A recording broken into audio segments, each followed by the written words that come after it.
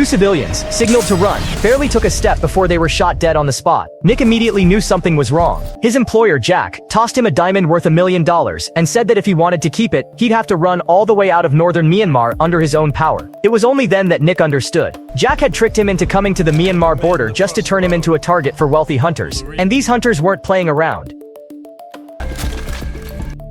Nick had no choice but to sprint into the dense jungle. Sure enough, when the time came, the rich hunters set off in a frenzy. Not long after, Nick came across a small river and spotted a body, clearly a victim from a previous hunt. But he stayed calm, casually scooping up some river water and taking a sip. Then, suddenly, a bullet zipped past him. Luckily, it missed. When the first shot failed, the attacker fired several more. Using the sound of the gunfire, Nick quickly pinpointed their location. He saw a man in a hat charging at him in anger. Nick quietly slipped into the water, hiding. When the man reached the riverbank, he realized Nick was gone. As he looked around, Nick suddenly surged from the water, grabbing him and pulling him under. Nick rained blows down on the man in rapid succession, leaving him seeing stars. The man begged for mercy, and for a moment, Nick hesitated, but that pause gave the man a chance to strike back. By the time Nick realized it, it was too late. The man pulled out a knife and lunged at him again. He had underestimated Nick's strength. It didn't take long for Nick to overpower him completely. The man's head hit a rock, and he died instantly. After taking care of everything, Nick quietly slipped away. Soon after, Jack arrived with his people, and the man's death shook them to the core. It was the first time a hunter had ever been killed in their deadly game, but instead of scaring them off, it only made them even more excited.